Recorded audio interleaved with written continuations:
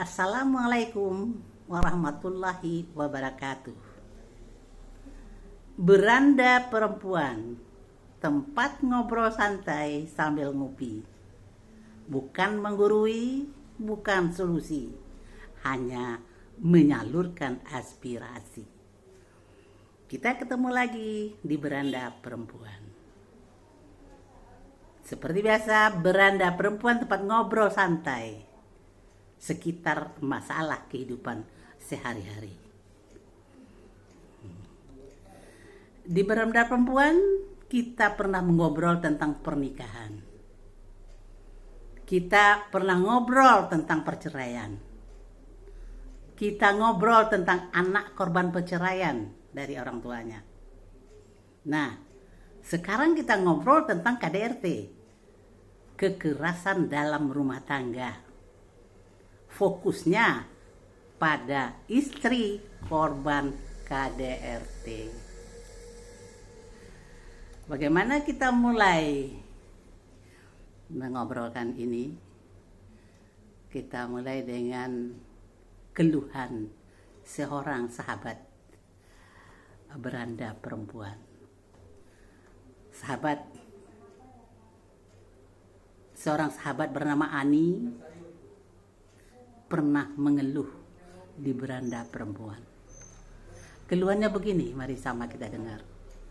Betapa bodohnya diriku. Aku tidak pernah menyadari apa sebenarnya yang kualami. Suamiku memang tidak pernah memukul, tapi dia suka mengejek, mencaci maki, dan menuduhku selingkuh. Kemudian nampak Ani termenung. Mungkin dia menyadari betapa bodoh dirinya. Dia tidak mengerti apa yang sedang dialaminya. Yang dia tahu hanya mencintai suaminya.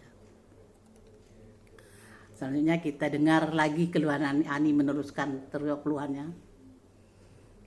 Ketika baru menikah, suamiku seorang laki-laki yang lucu, humoris, dan senang membuat semua orang tertawa. Lanjut Ani.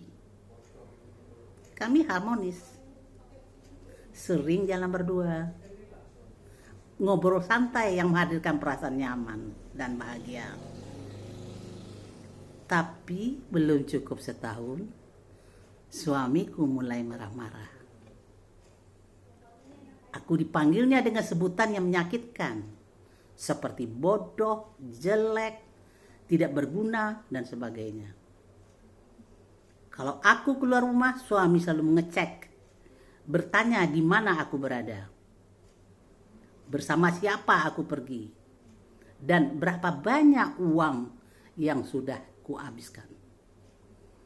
Dan yang menyakitkan sekali, aku sering dituduh selingkuh. Kata Ani melepaskan unek-uneknya dan matanya mulai berkaca-kaca. Kasus Ani di atas mengundang kita untuk mengobrolkannya. Mengobrol kita untuk membahas atau membicarakan masalah kekerasan dalam rumah tangga. Tidak memukul, tapi hanya mengomong atau ucapan yang menyakitkan. Itu disebut dengan kekerasan verbal dalam rumah tangga. Masih banyak orang yang belum memahami bahwa sikap mengejek, mencaci maki, dan menuduh selingkuh termasuk dalam kategori kekerasan dalam rumah tangga. Itu namanya kekerasan verbal. Karena suami tidak pernah memukul, istri tidak pernah menyadari bahwa apa yang dilakukan terhadap dirinya termasuk dalam kategori kekerasan. Seperti Ani, banyak istri yang tidak memahami banyak kekerasan dalam rumah tangga yang tidak hanya berbentuk fisik, tapi berbentuk kekerasan verbal atau ucapan. Mereka tidak tahu bahwa dirinya sedang mengalami kekerasan dalam rumah tangga. Kekerasan itu adalah kekerasan verbal. Kalau kekerasan fisik saja sulit minta perlindungan hukum, apalagi kekerasan verbal. Tentu jauh lebih sulit. Padahal luka yang ditinggalkan bisa lebih dalam. Pada kekerasan verbal, anggota tubuh memang tak rusak dari luar, namun justru rusak dari dalam. Tekanan psikologis akan membuat orang mudah sakit dan kecewa. Orang sakit secara fisik dan menguras energi positif dalam dirinya. Jadi kekerasan verbal, anggota tubuh memang tidak rusak,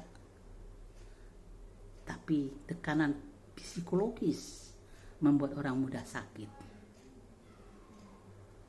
dan menguras energi positif yang ada dalam dirinya. Nah, ini menurut neuroscience ya, ilmu mutakhir, reaksi otak terhadap kekerasan verbal sama dengan reaksi otak terhadap kekerasan fisik. Tidak ada benarnya juga syair lagu Maggie Z, lebih baik sakit gigi daripada sakit hati. Rupanya kata sakit hati itu ternyata bukan metafora belaka. Kekerasan verbal akan meninggalkan paru luka yang dalam. Efek yang ditimbulkannya lebih membekas daripada curahan cinta dan kasih sayang yang diberikan.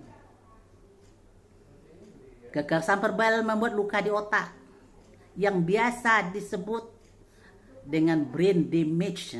Ini ilmu neuroscience lagi ini.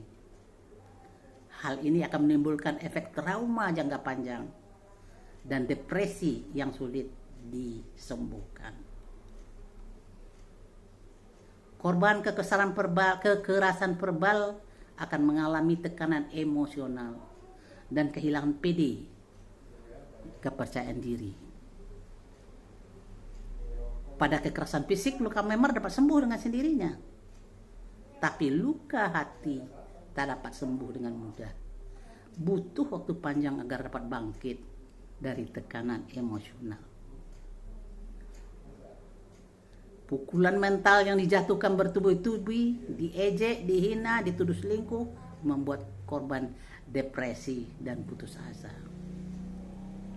Depresi dan putus asa yang berlarut-larut dapat membuat orang mati pelan-pelan. Karena depresi itu berdampak pada kinerja jantung yang mengundang datangnya berbagai penyakit. Maka itu tak heran jika korban kekerasan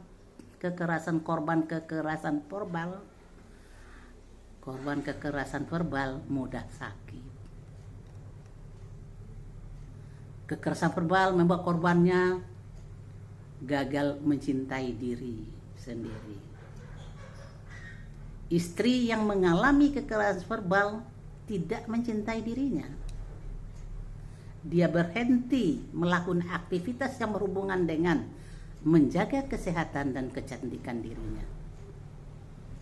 Dia selalu merasa bersalah dan meyakini diri adalah perempuan jelek, tak becus, dan buruk.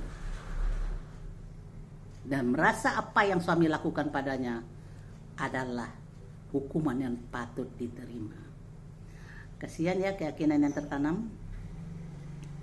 Kekerasan verbal dalam rumah tangga sering disadari dan sering yang jadi korban adalah istri. Kekerasan verbal itu yang jadi korban itu biasanya istri. Dan dalam kasus kita di atas yang jadi korban ada Ani yang dilakukan kekerasan verbal oleh suaminya. Cinta indah di waktu pacaran sering berubah menjadi petaka setelah menikah. Betapa sakitnya dipanggil dengan sebutan yang menyakitkan, bodoh, jelek, dan tidak berguna. Dan yang lebih sakit lagi bila dituduh selingkuh. Sakitnya itu di sini loh. Di sini loh, di hati. Menutup pembicaraan ini, mari kita sosialisasikan bahwa kekerasan verbal adalah salah satu bentuk kekerasan dalam rumah tangga atau KDRT. Sudah diterbitkan undang-undangnya agar KDRT dihapuskan. Maka itu semua kita wajib tahu, dan KDRT perlu diwaspadai. Demikian obrolan santai di Beranda Perempuan. Kita ketemu nanti dengan tema yang lain. Assalamualaikum warahmatullahi wabarakatuh.